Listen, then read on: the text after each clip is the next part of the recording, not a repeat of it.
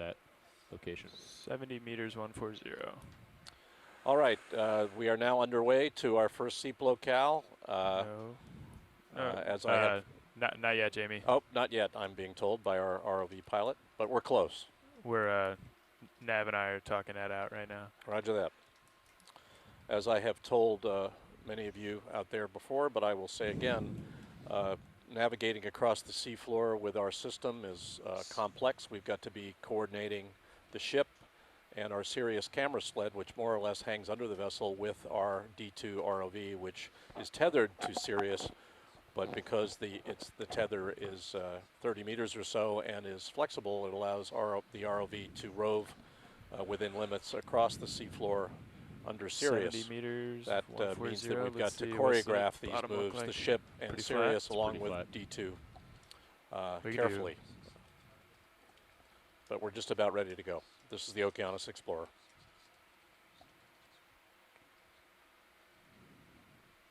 Okay.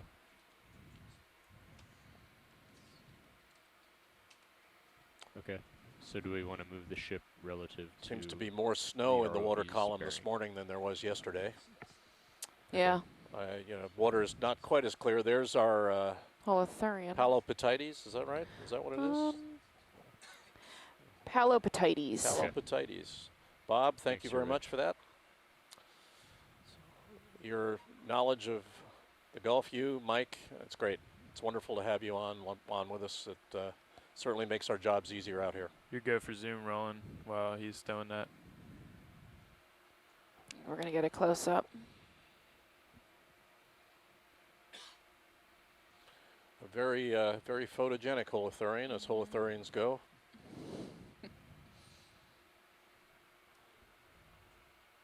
I believe that's the same one that was swimming before. I can't swear to it, but yeah. I think so. The ship's door is now open. The ship's door is now open. I find it very interesting. We're all that set these, here, pilot. These animals, Everything's stowed. so beautiful. The Copy color that. is so Do you want to switch? You want to keep going? great, No.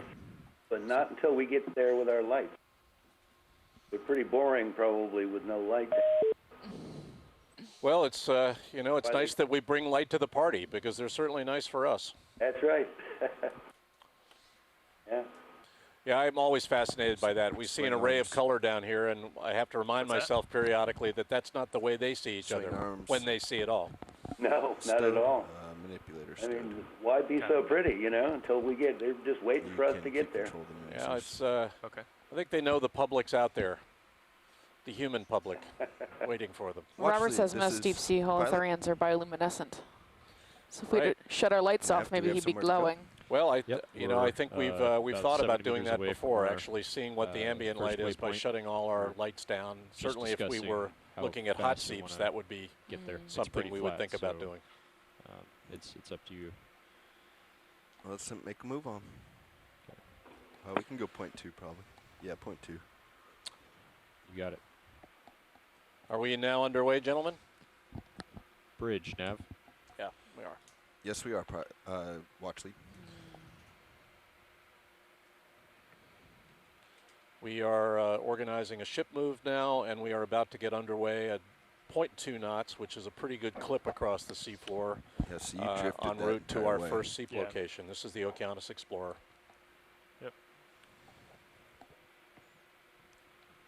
Stand by. Bridge, on Nav. Video. I'm coming back towards you. Okay. Yeah, I'd like to get a ship move, 70 meters. That's Pretty happy with 70 your meters Z-buys? at bearing 140 Uh, at 0.2 knots.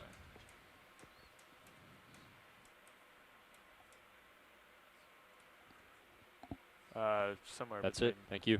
22, 23. It was kind of hard to nail it down when we were moving a minute, but Pilots and watch lead, the ship is underway. copy that. And Nav, what's our direction of movement? We're moving at bearing 140. You have bacterial mats Say on the again? bottom, on the sediment. Bearing 140 Okay, 140. from the ship, from the ROV. From starboard. It's a bearing of 154. We're already seeing some What- evidence the ship's for going to be heading 140. for escapes of I'll say hydrocarbons. We're not sure yet, but we certainly got mats on the seafloor, and those bacterial mats are living on something. Still looking to confirm black As I balance on the said at the Yeah, outset of the dive, this is a pretty stand flat by area. rolling. So unless we see Rolling, let's go hard quick. grounds like we saw this. on dive 1 yesterday, Hold there. we won't be seeing large topographic effects, so large changes in elevation during this dive.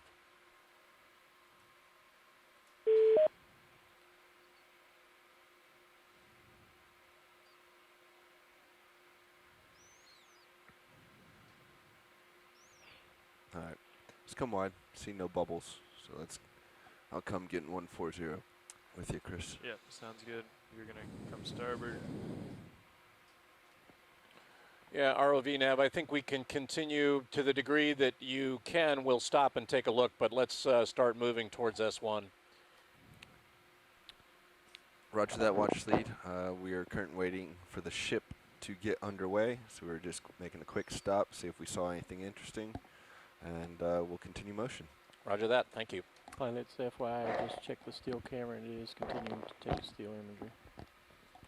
Copy that. Bobby, are you okay Yeah, with there's him some capping my camera? holothurian. briefly? I am.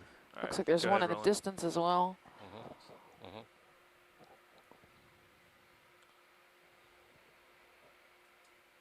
Some more bacterial mats.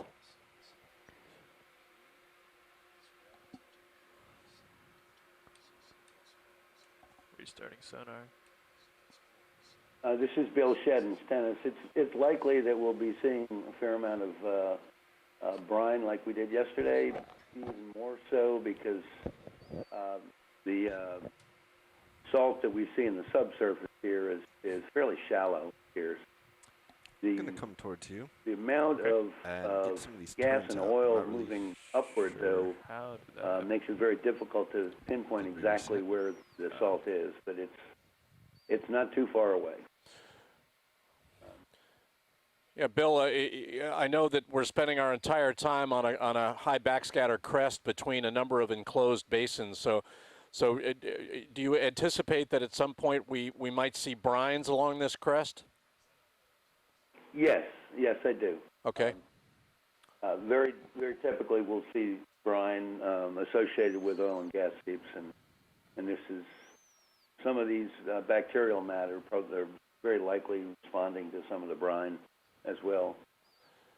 For those of you out there, that was Bill Shedd. He's with the Bureau of Ocean Energy Management. The BOEM, as we call this organization, is the organization that works with the commercial firms interested in the oil and gas resources of the Gulf of Mexico to regulate those resources. They receive information from the oil and gas companies and help interpret that to try as best we can to protect assets, biological assets, shipwreck-based assets, so you come out, and so on come from 180 damage that counterclockwise right those now. assets might incur Match from opposite my heading. commercial We're oil gonna and reset gas the turns operations. Gotcha. NOAA is helping BOEM in this effort by identifying seep locations where we can and important chemosynthetic and biological communities associated with those seeps so that they can be, as necessary, protected from damage by commercial operations. We hope to see, and for those of you who don't know what a brine is a supersaturated, salty fluid which can actually be expelled from the seafloor when very old salt, 140 or so million year old salt, which is rising beneath this thick sediment column in the Gulf of Mexico, actually gets to the seafloor and begins to dissolve in contact with seawater. It actually forms super concentrated salty solutions, which can literally flow under the force of gravity downhill at the seafloor, and we saw some fascinating examples of that 2 years ago when we were out here, and we may see some of that today. So I look forward to that if we see them, and we'll certainly point those out to you if we do. This is the Okeanos Explorer.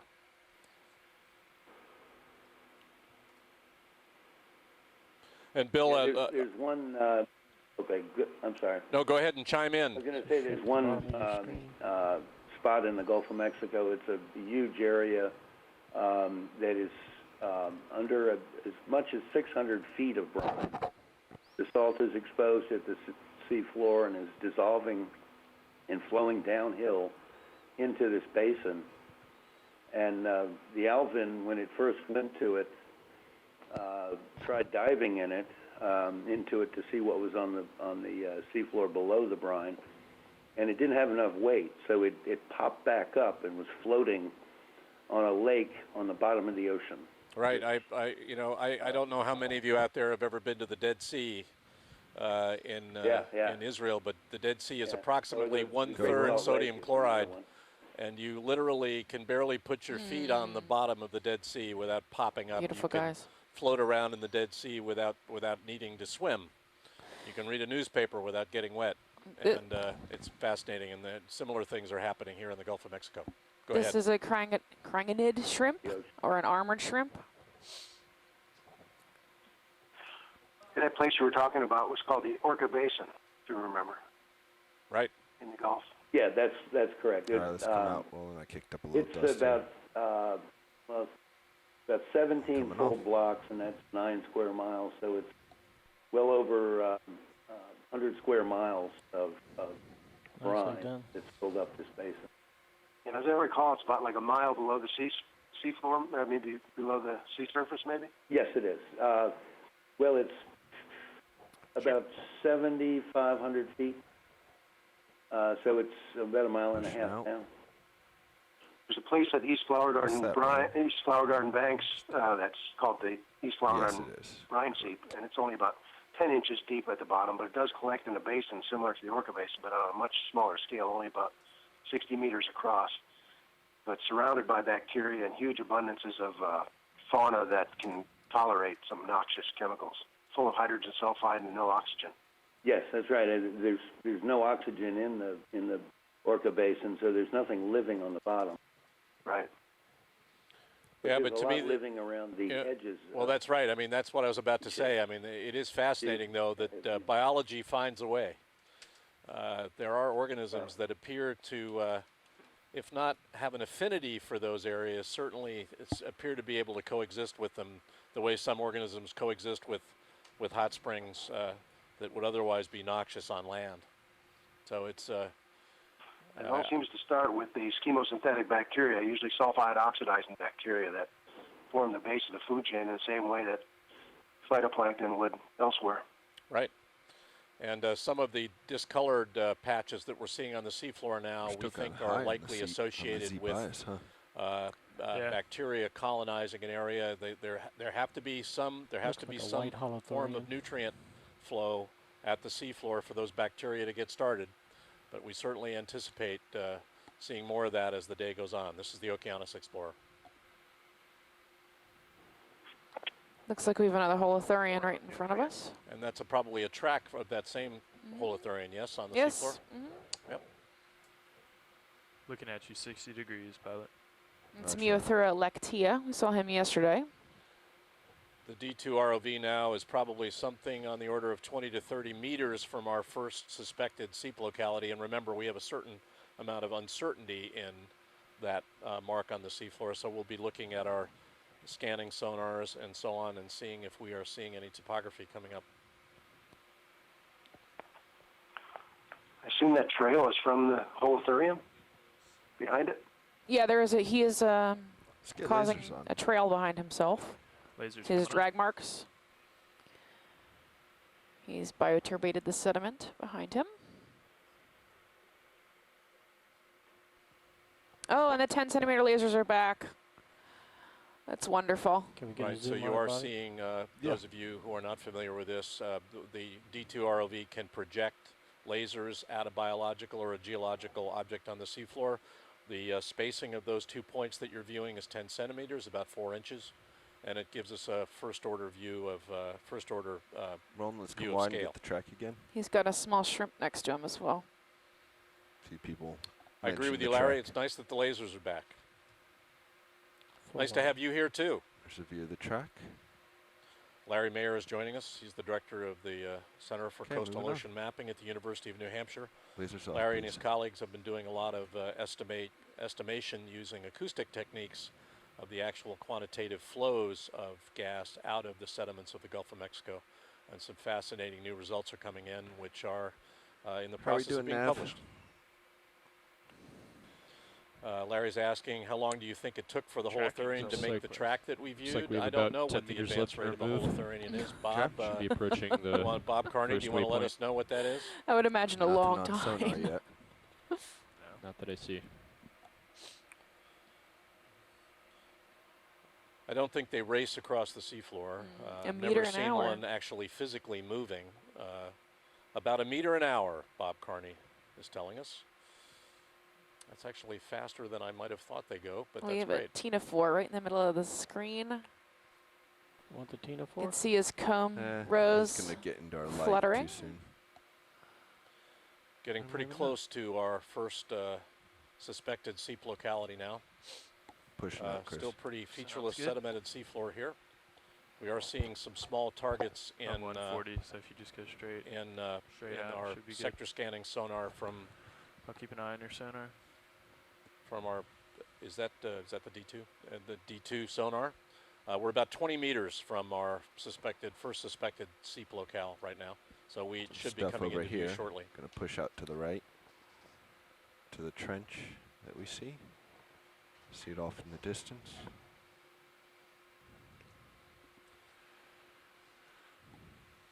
Yeah, there's A possible quill worm, a couple of hard returns on that trench. Let's see. Yep. Get some according to hard Robert, turns. but I missed that. Oh, we're coming across. We've got Hard bottom. got some topography coming up in the mid depth. We're going to want to stop How much here. in the move? We're going to want to stop here, gentlemen, and take a look around. 5 meters roughly or something? Rolling is my camera. Yeah, another full 3 out. or 4 meters. Okay. It was. Right. Yes, you are. Full Absolutely. Okay, thanks. We have just arrived here, gentlemen. We're going to want to take, as we have done in the past, a good solid look here, do a 360, zoom in when we need to. So we'll be here for a bit. Roger that. Am I wrong, or is that there's black stuff on the ground? Yeah, I'm not really That sure is what black, we're looking correct? at here. I think so, but we've got to take a close look at it. It certainly looks like bacteria I am pushing or plus what 3 we gain. called mats. They have at times been associated with proximity of brine flows. This is a pretty interesting looking feature that reminds me of a drainage of some kind. So we have Moving to nice and look at slow. this in detail and see. Let's be on the lookout for bubbles too. But we've got biology. So brine pools themselves look this color. Right. Brine So pool. I think we could be looking at a brine pool here. Probably would be Gotta something good to get have the to nice take a close look. steel camera. We've got some over it. encrusting biology as well. Maybe we should get the swing arms out. Right up here. Let's do it. Would it be possible to get a temperature? It's certainly possible. Is this Eric? It's certainly possible. We'll Bill Shedd. yeah, Bill. We will certainly get a temperature. Let's take a little look around first before we zoom in on getting a temperature in a specific spot. And if you put the probe into that area, you'll find out instantly that it's a brine pool, probably. It certainly looks One like way. it certainly looks like one to me. Yeah, it's There'll be ripples if you just touch it with anything. right. That's what I'm saying. That'd be one way to determine. Watch lead I mean, pilot here. it looks Go ahead. like every Go brine ahead. pool D I've ever just so you seen. know, going to move very slowly here. We don't want to kick up any dust clouds or anything on this beautiful site. So we're going to move Absolutely. a little bit slower than usual. Absolutely. Take your time. It looks Yeah, for everyone out there, a brine pool would be a place where these supersaturated, very salty fluids that are leaking out and Bobby, where so salt you is know, actually coming in contact with the seafloor actually fill a depression sure how much because the further we brines are actually heavier than seawater. I'm gonna be They getting will close. hug the seafloor, and if they find a depression, maybe they that's will what's fill that bridge now. depression up. And that's what I think we're looking at right now. Co-pilot, can we This send it is up a and great zoom salt on lake, Sirius? Not but it right is a now, great salt Roland, lake sorry. under Hey, Chris, about you're pretty high up. 1,200 Yeah. Come down a few 50 meters. meters, Sure. 60 meters of ocean water.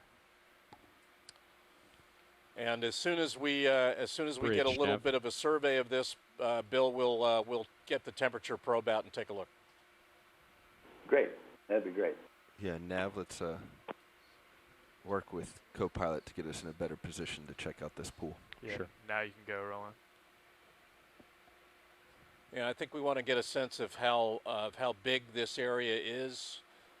So we want to do that first, and then we'll choose a spot. I don't know whether you have to set down to deploy this temperature probe. It might be difficult here, but we will want to get a temperature in this feature. Roger that, watch lead. And you can see how large it is from At the East Flower S2. Gardens, where we were able to measure F2. salinity, we found over 200 parts compared to 35 in normal seawater. So this stuff's If 7 you can, times can we saltier zoom in than on normal those? seawater. Yes, stand by one. We've got some encrusting biology here in front of us. These Video, could go literally ahead. be About to go islands in the Copilot, lake. Hold there. Oh, wow. They're are there any ship moves we can make to make this anemones. survey a little easier for you? No, let's just stand by for Fantastic. a minute. That's really great. It's lakefront, Bridge, it's Nav. submarine lakefront All right, property. let's go more. Yeah. It says something about the gradient from 200 parts back to 35. It's instant. at But this you depth. can There's actually no see disturbance. the outcrop overlying under the water surface of the brine to the left of the anemone. So that is clearly brine. You can see through it to the rock beneath the surface of the brine. And for those of you who have never seen one of these, this is the contact between ocean water of normal salinity, about 35 parts per thousand salt, and the brines, which are much higher, and we have just heard that they could be hundreds of parts per thousand. It looked like there was an interesting salinity. species to the left. Yeah, Looks that's where I was like, kind of floating to. We're just Yeah. finishing up that move, but just Starting wanted to to let get you know we're going to want to hang out tugged, here though. for a little while. Can you come wide on Sirius, please? Sure. Okay. Well, I'm moving towards you. That's good. Yeah, as long as you lateral. Let's come Beautiful. a little They bit look like a partial type of wide. Zoanthid, but I'm not sure. I don't think that they are because they usually burrow. And we've got So- another cluster of them to the left. It might Yeah, be hold good to there. get a zoom in there too, I'd come guys. down a little Yeah. too, Bobby. Come down and give me some room. I'm bouncing up and down with your tether. I think I see a mussel right there before that next rock. Yeah, Lower. in the brine. Yeah, in the brine below the rock. It's hard to remember Let me we're come not down a taking little an bit. aerial view of a lake and some islands in a lake. We're actually immersed in normal salinity seawater and looking at much higher salinity water forming an How's our interface light looking, with Roland? normal salinity water on the below vehicle, on the ROV main us. camera Islands in a looks brine good. lake. Okay. The still camera looks Fantastic. pretty decent. Feel free to start going in. Zooming in. Thank you, Chris. Sure. All the swing arms are deployed, FYI, and rotated. Eric I Cordes think is I'm with all us, the and way Eric down on is my reminding rotate. us that Let me nothing back is up living some. in the brine, and we I'm just certainly going don't to see take any an evidence image of this 'cause for it's so biology in smooth. the brine itself. It's not clear to me how far into the brine we're actually looking at. I could convince myself that we're actually How about seeing the bottom lasers? of the pool, Mm-hmm. but it would be hard I'm for me to know Gonna have to what just the keep coming left. visibility You're is, floating way past whether me. that's Come wide, video. centimeters I can't. or See what or lasers look more like going through the in terms brine. of Are we still terms of moving, thickness Nav? of the brine here. No, I believe the ship is stopped. Okay, if it's not, we want to stop. We need to. Because you just keep getting farther and farther Yeah, away from me. I thought that we were stopped. My fault. Yeah, I didn't think there'd be that much cable tow at Copilot, only 1,000 we have meters. lasers. Me too. Yeah, let's get lasers on. Can do I that. was waiting for pilot.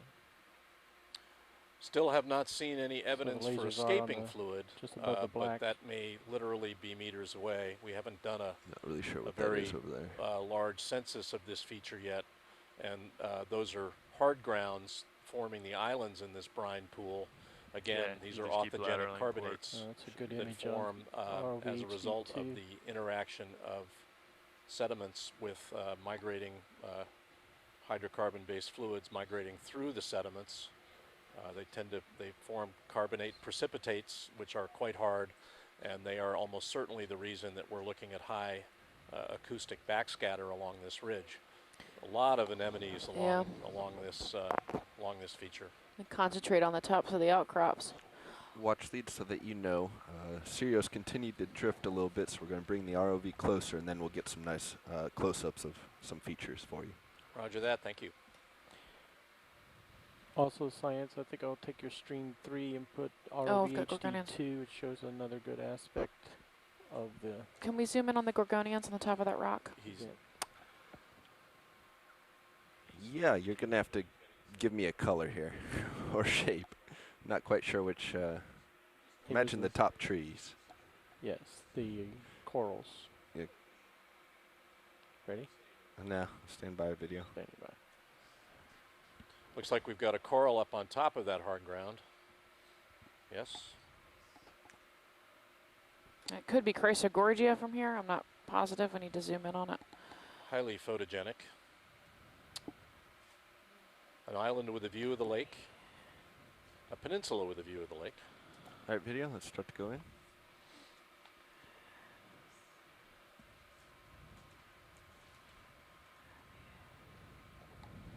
Hold there. Beautiful. My altitude is And again, our lasers are on. The lasers are spaced at 10 centimeters. And often you're getting organisms, other organisms, often squat lobsters, anemones, or not anemones, but crabs in those corals, and I see one. All right, you can Looks like a purple zoanthid on the lower left as well. And there is a shrimp. Yeah, often see shrimp sitting up in the Yep, Chrysogorgia. in the Chrysogorgia, and there it is. It's like a healthy coral.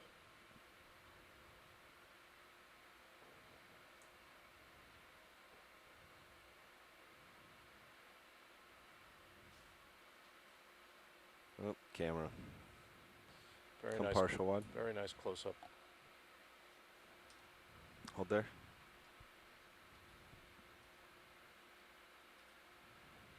On a crab too. And then we have a sea star, some sea star arms on the right hand. Are the light blue organisms, or they hydroids, or the encrusting? What are the other? Let's go in there. Likely zoanthids. Zoanthids. So our colonial anemones are similar to. Wow. That's what it looks like to me.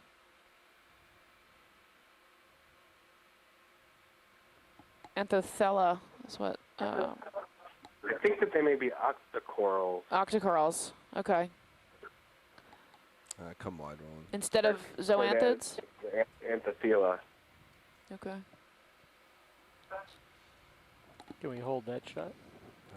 Give me 1 second. Beautiful. There's a squat. Larry, we'll certainly get lasers on the brine surface. We'll choose a spot and get a temperature probe reading inside the brine, and we'll do it then.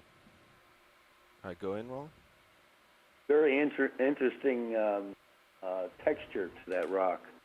Kind of nodular, bulbous, very different than what we were seeing yesterday. Yeah, it's and I don't know whether we and we've got a little more sediment atop the rock as well. Yeah. And Carolyn knows a lot about how these hard grounds are formed, so she might want to chime in here. Okay, we'll just hold this for a few seconds. They are, as I understand their formation, they're generally formed below the sediment surface and then are then exhumed by subsequent movement of the soft sediment around them. Now? So this would be an indicator of how the orthogenic process of their formation actually proceeded and what the void spaces were like that actually formed the carbonates to begin with. Chris, take my camera. Be aware. Can we get the lasers on? Yeah, I think Bill knows as much as I do, Jamie. But I think one thing that interests me is when I think about when we drill into these, like we did in Leg 164 on the Blake Ridge, and sort of thinking of what the carbonate distribution was in the subsurface, and sort of the sort of tree and the groups of carbonate that you get in the subsurface, and then if you can just imagine removing all that sediment, these are the sorts of things you would be left with. So this could be like what was it, a paleo seep essentially under the seafloor, and this is what we've got now. That's now a substrate for life on the seafloor. Yeah, yeah. I mean, it might be worth. Let me know when we you have that discussed a video. little bit like and we haven't actually seen any a bubble like escape up yet. first. Might be worth waiting until we do that. I think we will see them. But when we do, I think I'm going to want you to explain a little bit, Carolyn, if you're still with us, the perspectives of investigators right now on how these chemosynthetic communities get started in association with these seeps and how they progress, live, and die. I think that was a fascinating input I got from you, and I think you should share it with everybody. Okay. Pulling to the coral foreground. That's great close-up, guys. Wonderful.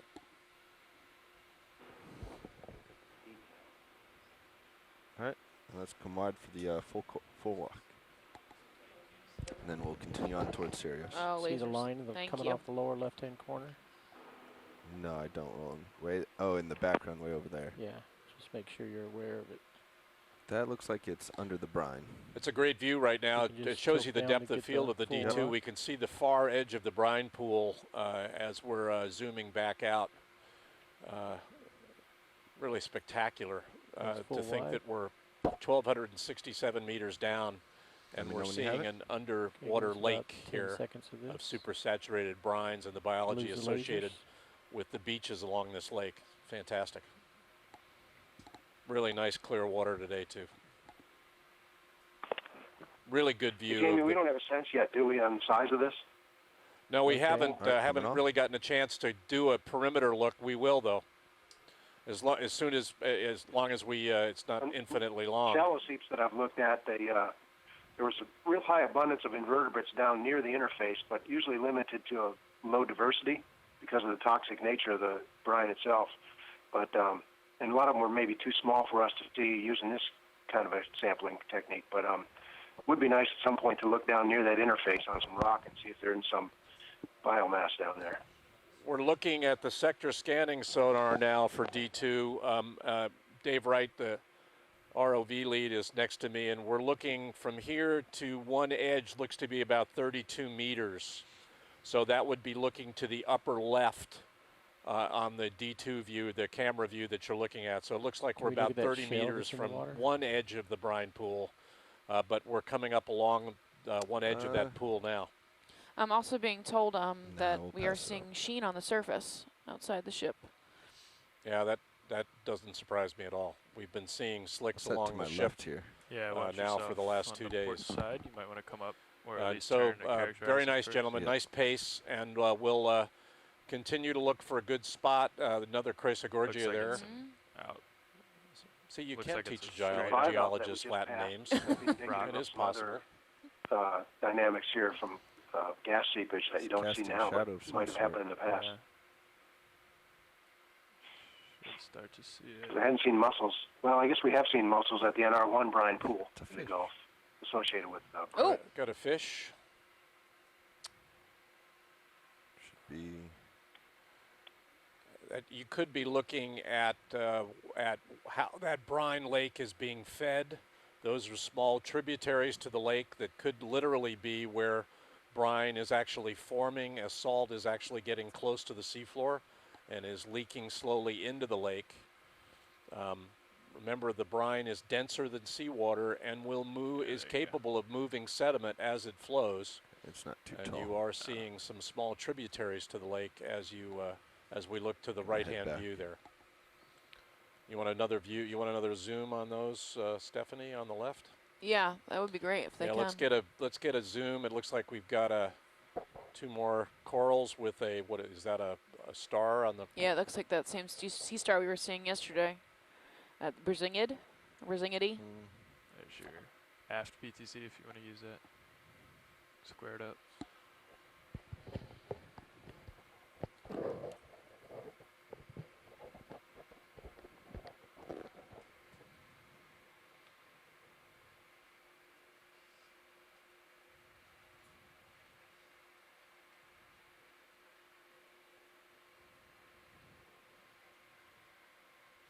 Interesting outcrop arrangement that those corals are on. It's vertical. It shows how complex the subsurface arrangement is that forms these orthogenic carbonates. It looks like the carbonates actually precipitated in some kind of a near vertical fracture or void in the subsurface. These showing up almost as a small wall outcrop here. You can see right in the center of this rock that anemone's actually closed itself, so its tentacles are in. But it's likely the same species as the one on the lower left of this rock, where the tentacles are out. Got it. Okay, go ahead. Video, let's start zooming. Zooming in. Waiting for the star.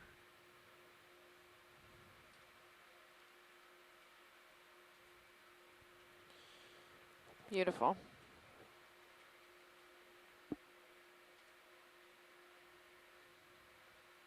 them up a little more. Got another squat lobster there. And Yep, more there's a shrimp, good more start. shrimp sitting in the Chrysogorgia, I guess. Yeah. It seems like there's one for every. Well, it is interesting. Fan. I'm always fascinated when we zoom in that, you know, either that or a brittle star. We often saw 2 years ago brittle stars at least in the Lophelia corals that we saw. Yep, Always so you seemed can to be see something nearby. this guy's got really long tube feet. Keep coming up. Yeah, It's come really up a neat. little bit, and then we'll shift focus. I'm not. How's that?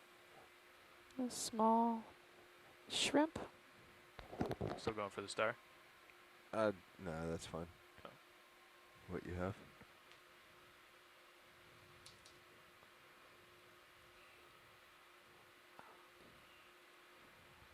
Is that good here, watch lead? That's Shall we great. Continue on? That's great. We can move on. Thank you. Video, come wide. We could hold this 2-shot for just a few seconds. I think what we'll want to do, gentlemen, is move up one Coming side off of the low. brine Okay, lake go and ahead swing and around to pull the up. other side and then look for a good spot to do a temperature measurement. I don't Another know crab if that in there, just at the requires bottom of that the you sit screen. on the You have your seafloor. camera If it back. does, We want to we'll get have back to to the brine. find a spot where we can do it with minimal invasion of the ambient environment.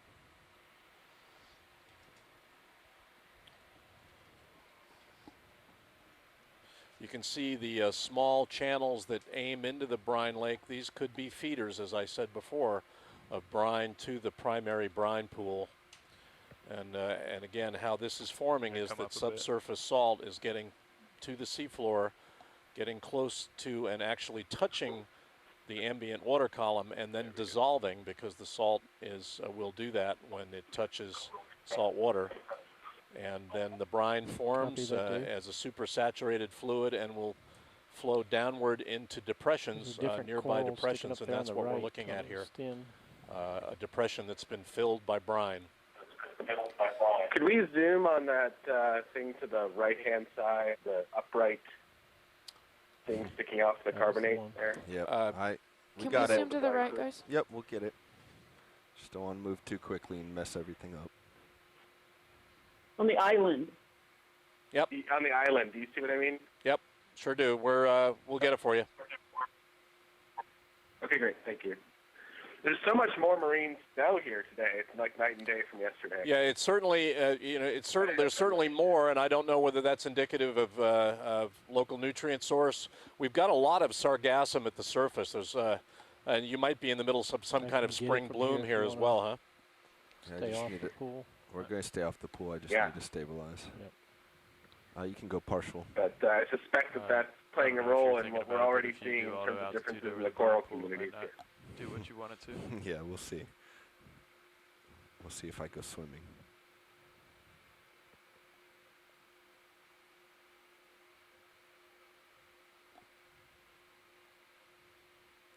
This looks like it's dead and encrusted. Am I Nice. correct on that?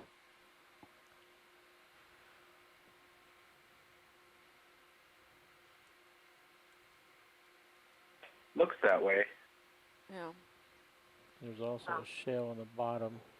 I'm creeping in, rolling towards Looks the like top. small hydroids Yeah. growing on a dead stem stalk. Possibly, could have been a Chrysogorgia or Is something else with hydroids growing off of it. Is that what you needed? There's some. Yep. Okay, we can move on, gentlemen. There's also. Carney thinks he sees an egg on the shaft. I definitely see a gooseneck barnacle. I can see his tentacles coming out. I'm not sure. I don't think I saw the egg. Amphipod up in the upper. Amphipod. Swimming around. Can we go for the shell? Yeah, I can. At the top there? Bottom. To the right edge of the screen. See that bowl-shaped item to far right? You want to get the shell in the water. I just want to show that shape to the scientists if it's indicative of anything.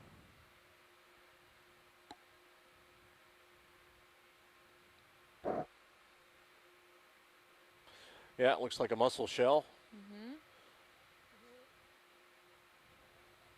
And is the brown staining there? Is that bacteria at or near the brine interface? Is that what's creating the brown coating? Looks like some of that shell is brown, but underwater, under the brine itself. Certainly looks like something's living in that brine. Yeah. Well, it would only be bacteria. Right, bacteria, right. Yeah. And a tube.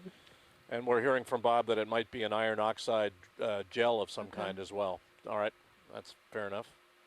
Certainly looks like it would have iron in it. Hold that. We can move on, gentlemen.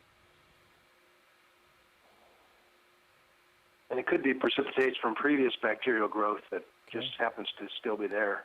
Clear. Has never washed away. It's certainly ubiquitous along the sides of, I mean, I would envision that this lake goes up and down depending on the flow of brine into it. So it wouldn't surprise me if you're seeing changes in level.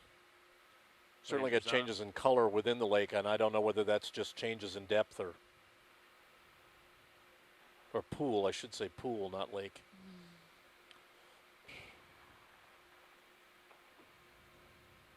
Okay, moving on. Yeah, that's good. Let's keep moving on towards the end here. We'll swing around the end. It looks like the end is probably 15 to 20 meters away. I'd like to get to one end of it, and we'll see what that looks like. And then we're going to need to find a place to set down, or if not set down, at least a place where we can deploy the temperature probe.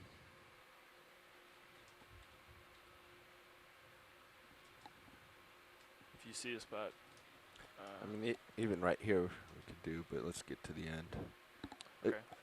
Yeah, if you need to set down, that looks like a good spot. There's another, real close to looks your like base another body. anemone in the foreground there. Looking at the steel camera. More Chrysogorgia, yes. The anemone? No, the. Oh, yes, the Gorgonian. And we have another sea star, too.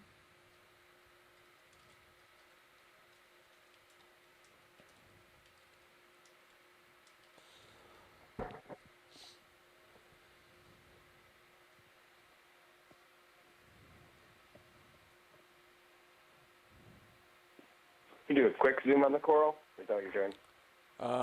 Have we gone by that coral, gentlemen? We have. We have, unfortunately, Brian. I'll. Probably not. It's fine. It's fine.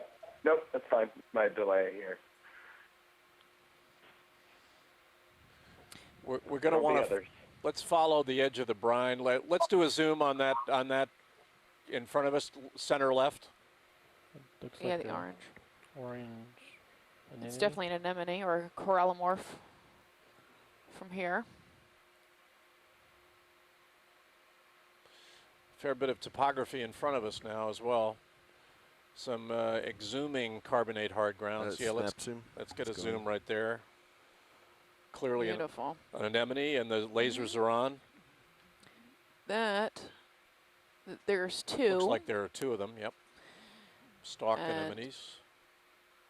And one in the lower right view as well. Very nice.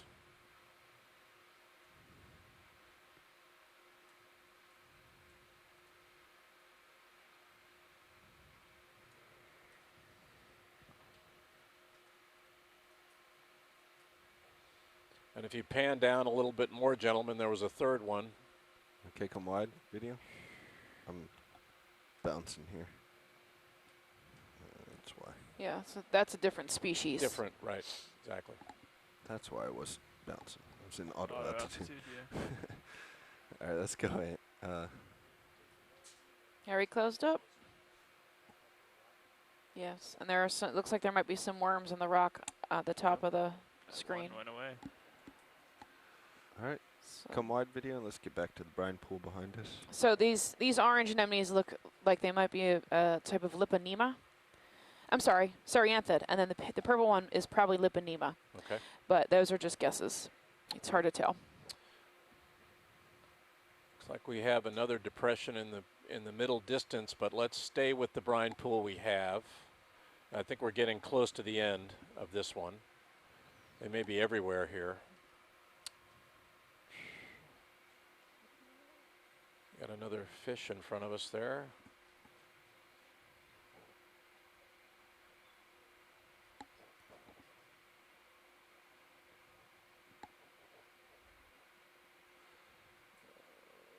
Yeah, now that looks like a little brine stream.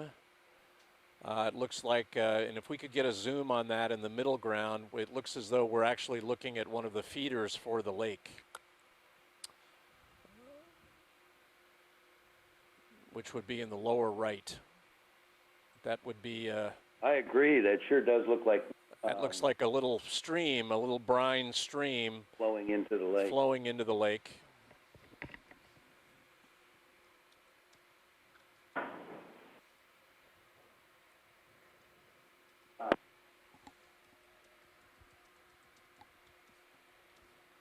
Is that good, Watch Lead? Do you want to zoom anywhere? No, that's good. Okay. I think let's. This might not be a bad place to do a temperature measurement if we can find a good spot. The sonar looks to me like we're just about at the end of this feature now. Mm-hmm. So if you can see an appropriate spot,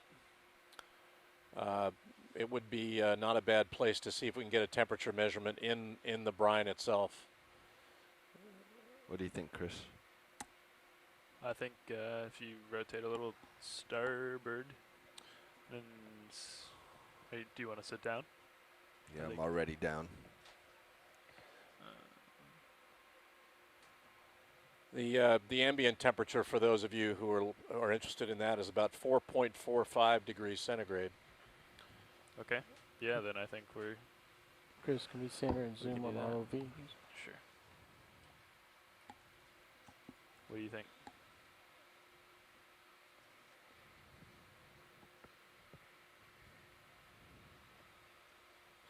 I think we would want to be putting the probe into the brine itself. So to the degree that you can do that without completely messing up the brine you're trying to measure the temperature of, that would be great.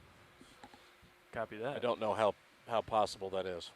Let's see what we can do. Watch Lead, does this look like an acceptable area to you? you? It looks good to me. Larry, what do you think? This looks as good as any place I've seen. Yeah, let's try it here. We can always try one more. Okay. So if you want to maybe follow me on the cameras. Yeah, I'm also going to maintain joysticks here. Okay. Can you turn your joy box off? For those of you who aren't looking at our sector scanning sonar, we're near the end of this pool. This pool is tens of meters long. All right, I can help you. Our sector scanning shows me that it's at least 30 meters long, but we're near one end of it now. Nice view from. All right. Nice view from Sirius, showing what we're trying to do. D2 is parked near the edge of the pool, and we're going to try to get a temperature measurement in it. And you can see the far edge of the pool in the view. Okay. Stream 3, I just put up the ROV's HD2 camera, which is showing a top-down view of the arm with the temperature probe. Oh, that's great. And you're getting a view now from Sirius as well on the feed of what we are trying to do. The temperature probe is on one of the manipulator arms of D2, and we're trying to deploy that arm now in a way that will allow us to put the probe into the brine without do you have port? Disturbing the brine pool itself. I have port. That's right. So I guess I'm driving, or do you want to use the bang bangs? We can. Joystick's a little more precise. You want me to take? Can you make room there? Yeah.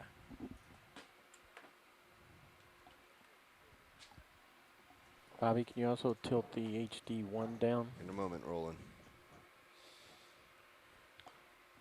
This temperature probe is a new addition to our toolkit anywhere, and we're still figuring out procedures and so on, best ways to do it. Eventually. One of the complexities is whether or not we have to set down the ROV to actually deploy it.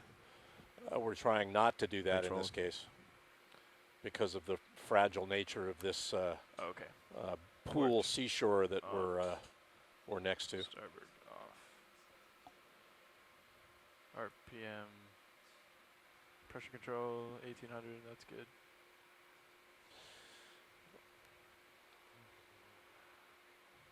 When I get close, we'll switch. Yeah.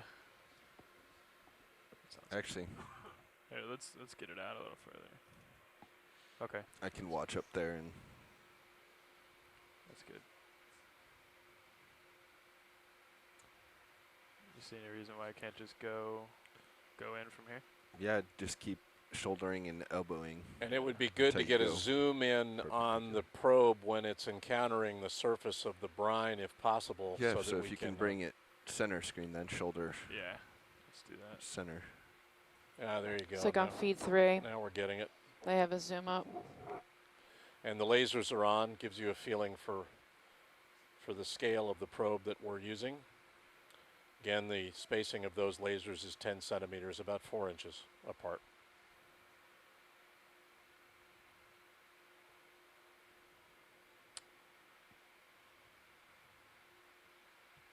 We don't really know how deep the brine is. Gentlemen, how long is the point of that temperature probe? About 3 inches. 3 inches. And how much do we need to put in to get an accurate reading? All of it? No, we shouldn't have to put all of it in. Maybe about an inch or two. Okay, well, let's by all means do that. And because we don't know how deep the pool is, we'll... Current readings 4.49, 4.49 on the temperature probe. It's hard Ambient to water is 4.49. We also have a second probe that is internal. Actually, we have a second probe that is internal to the system. It's located inside the ROV. Still in ambient water, just kind of buried inside the frame, and it's reading 4.45. Okay. So that's actually right behind the HD cameras where it sits. Should I zoom halfway in? It's hard. Yeah, if you could. It's hard to tell how high I am. That might be as far as I can go. We should see a ripple. We're in. We're in it. I saw a bit of a ripple as the probe entered the entered the pool. It looks like the pool is not too deep.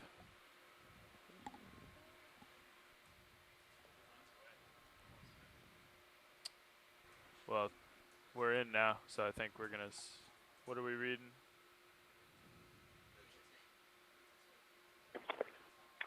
I can't hear you. Shouldn't take very long to get a temperature reading from the probe. Okay, we'll let it set for a bit then.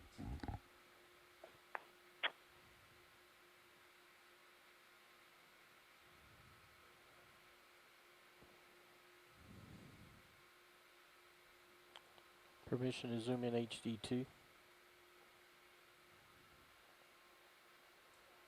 Yeah, go ahead, Roland. I'm all the way down on HD1. I'm at your disposal, gentlemen. You let me know when. Do you wait for some kind of a stable reading? We're giving it a few seconds here to see if it changes, but we're still reading 4.48 on that probe. Okay. So. Yeah. And we can try again, Bill, Larry, in a different part of the lake. I have no idea if this is a deeper or shallower. It doesn't look very deep here. We can certainly go around the perimeter of this and try again. Yeah, where we first. Yeah, it's hard to tell. It's the color of the bottom is making it look like it's deeper right here.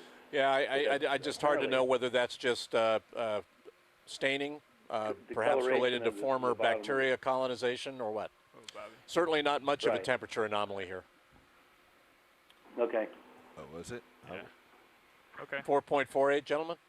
4.48. Yep. All right. So we're not looking at any kind of a come wide on an anomaly here. Pulling ROV. Well, let's. Nice job.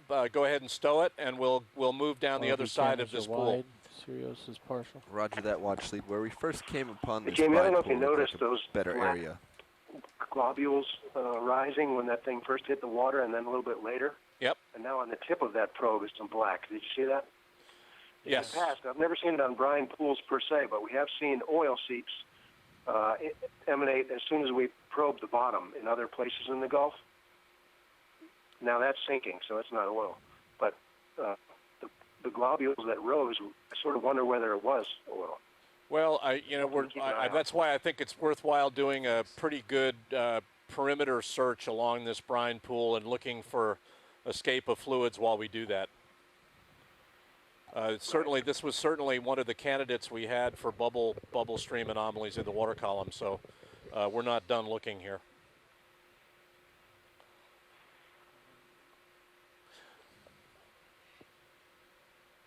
I'm sorry, ROV Nav, you were talking to me.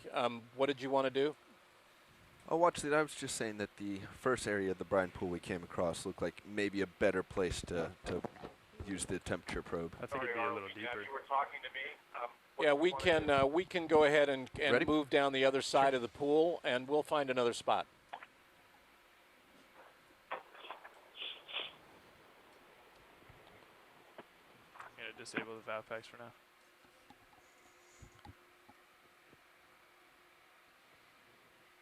I think we found a little deeper spot. That'd be a little better. Yeah, this looks like just a small little inlet. Yeah. Yeah, and you can see the other side of the pool there directly in front of you, so we can move our way down that other side.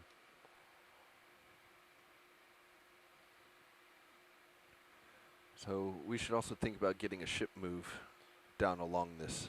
So I'll go on the far side. Yeah, you do what you have to do that. And you guys maybe move alongside or right over the top of it. Full wide on Sirius, Roland. Thank you. We can get back to where we first came across it. Yeah, that's sounds good to me. So just to make sure you're looking at doing a short move back toward S1. Yeah, I would use my sonar right now to move along the brine pool. I flew over the Red Sea once, and it looked exactly like this from about 20,000 feet. I'm going to be making desert to the left and the Red Sea to the right. Sonar Incredible. will be moving. And there's a wonderful tributary there to the pool. We might want to get a zoom on that, gentlemen. That small channel there, just landward of the seashore of the pool shore. That's probably a feeder to the brine pool. It actually erodes the surrounding sediment. All right, video, let's do snap zoom then. Yeah, that's fine. That's all I need. You can actually see. Tube worms, yes? Actually, all right, let's come wide. We're going to do better on this. Looks like tube. Yeah, we do have tube worms there. Right in that feeder. So that really does say that we're getting some evidence for a nutrient flow. We're not seeing bubbles, but we're seeing nutrient flow that can feed the worms, and they're sitting right in the middle of that drainage.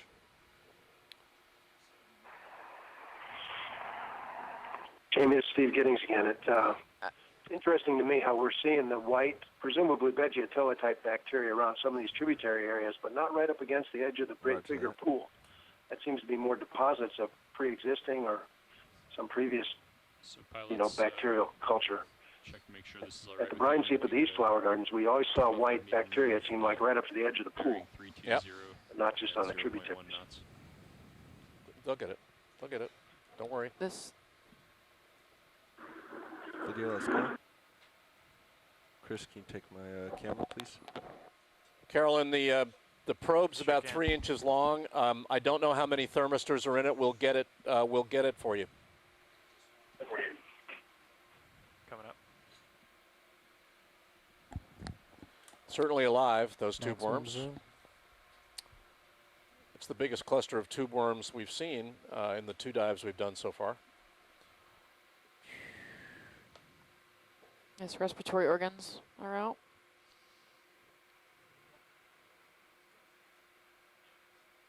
That's nice. Yeah, it looks like a small copepod or 2.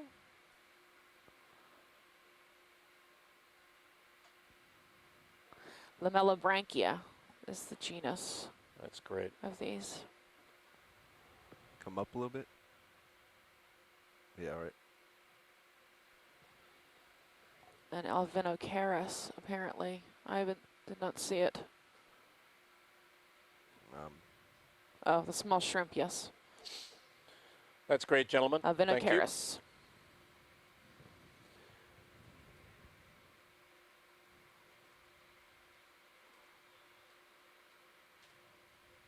You good with that video? Yes. We're all, oh, I'm Yeah. sorry. Yep. Okay, let's come wide. Let's continue on. Very nice. Co-pilot, when you have a chance, I wanted to confirm a 25-meter move at bearing 320. Can you move your mic a little closer to you, man? Sorry. Looking at a 25-meter move at bearing 320 at 0.1 knots. 320.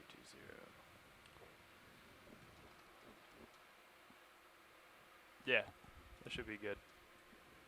Right. I'd probably make it 300.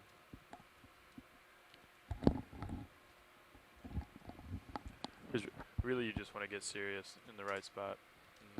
What is it from where Sirius is now to that Brine Pool edge target? Yeah, 300.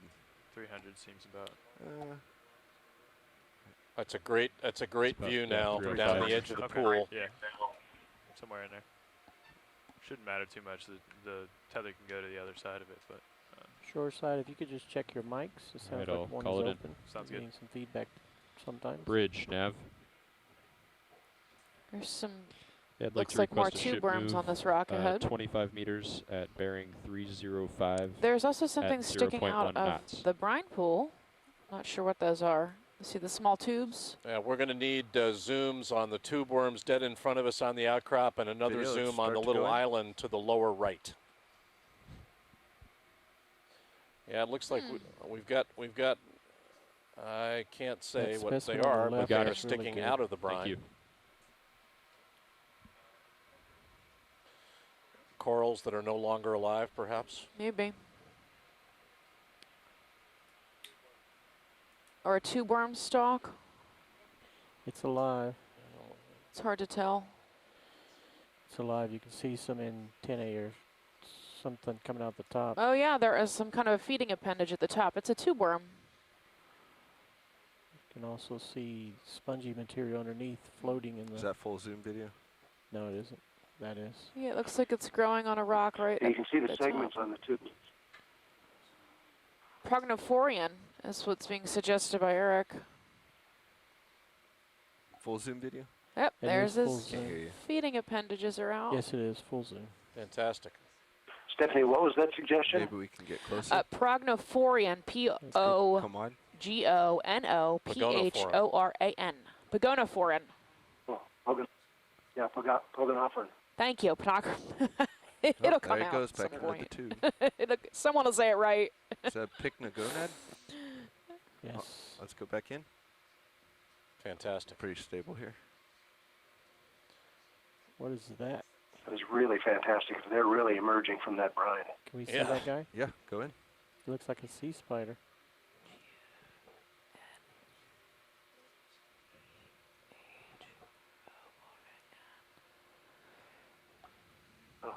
So, What is... That's odd. it's a sea spider. Yeah. Is it submerged underwater? Underwater, of course, it's underwater. Under the brine? I think it's probably skating across the surface of the brine. Yeah, they do Looks get upside pickled. down. You see living things in there somehow. I mean, dead living things. Yeah, I don't think he's. So Just it's, come it's wide. dead and on its back in the brine pool. Skating on the brine. Now, did I see more tube worms in the middle distance on that bigger outcrop? that We full want wide? to take a look there as well. Something, yeah. Uh, Bottom of the screen, yeah. No, I think more on the center top.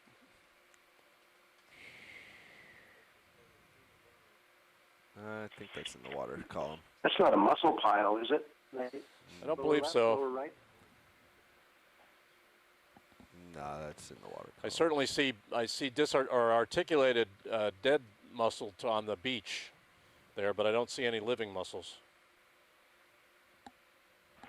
I was thinking of the pile, comparable to the pile that we saw yesterday. I think island he was talking about. Yeah, let's pan up, gentlemen, and to the right and look at that island.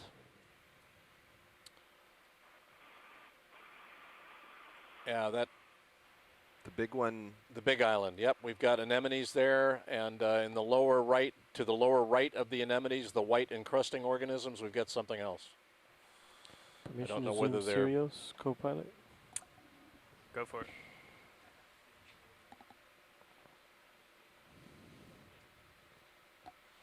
Watchley, we're going to do a pilot change here. Okay. Real quick. Yep. By all means.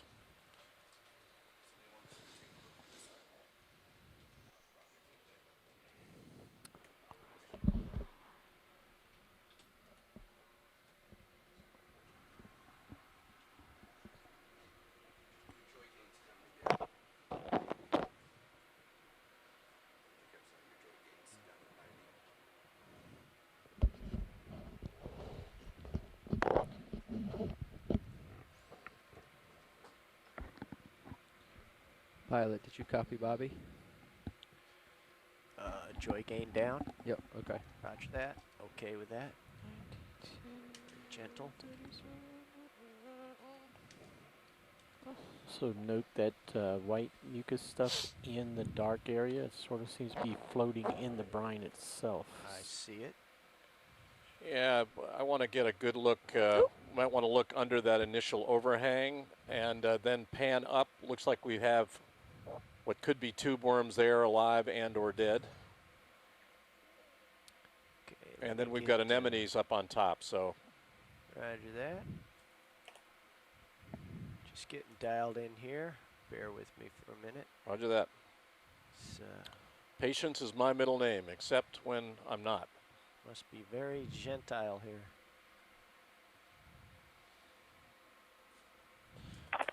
Great view from Sirius there of the nature of the... Don't use your middle name, Jamie. What's that? You just don't use your middle name. Right, never. Always want to see more.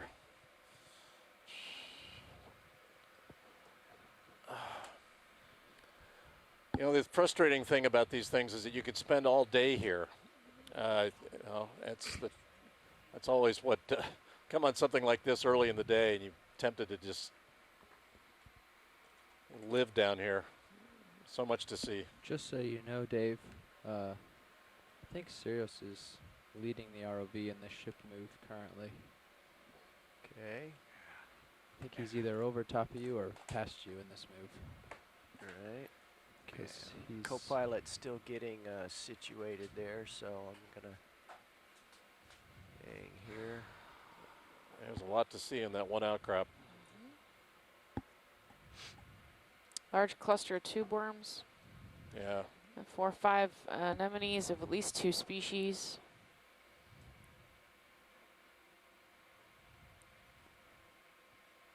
A small red shrimp who's floating around. I just can't tell how many of those tube worms are alive Under your versus vehicle in the not. steel, I can see some. Looks like most of them are alive. Yeah. Would be my guess. Can you guys tell in the higher resolution what, so there's an anemone towards the right, the lowermost anemone, and below that, to the right, there's some branching. Oh, branching. I can see it. This yellow, maybe? We'll take a look. Yeah, vaguely yellow, yeah. I can't make it out. We were in the process of making a ship move, and Sirius is drifting relative to D2, so we've got to stabilize that before we can. Okie doke.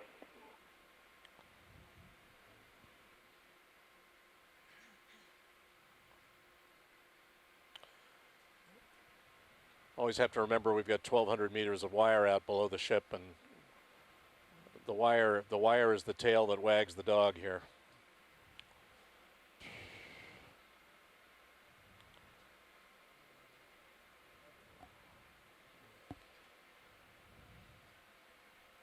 Yeah, a lot of tube worms on this outcrop, all around it. There's a small crab, too, in the bottom center. We didn't see very many tube worms yesterday. This is Bill Shedd. Saw very few.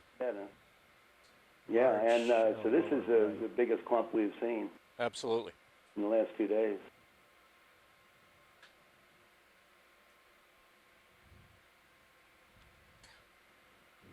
All right, Sirius is now looking 180 out of the ship move. Back at you. There's also a Galatheid or a squat lobster at the base of the rock. If you think ship's going to outrun us, then stop them. Because I don't want to move any faster than this. Go ahead, Bridge. Thank you. Shift move is complete. Perfect. Hey, Ed, I hear you fine. Well, I can't tell what those things are. Maybe hydroids. Yeah, we need to get closer on them. Okay. Let's get a little half zoom, please, Ed.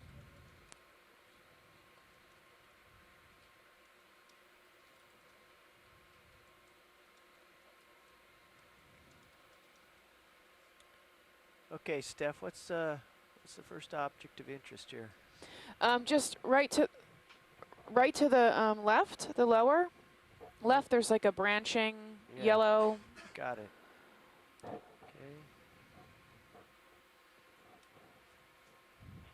Just above the squat lobster. Okay. Yeah, a little bit more zoom, please, Ed.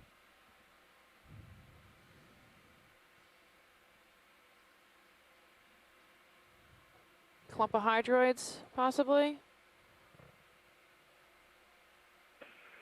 Yeah.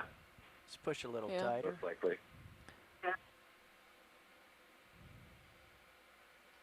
Unless they're tube worms. When we get closer, they look like they might be tube worms. So push it all the way in, see if we can. But I don't see. There's something sticking out the end here. Yeah, I think. Yep, I can see like a polyp-looking thing on the end. It's either a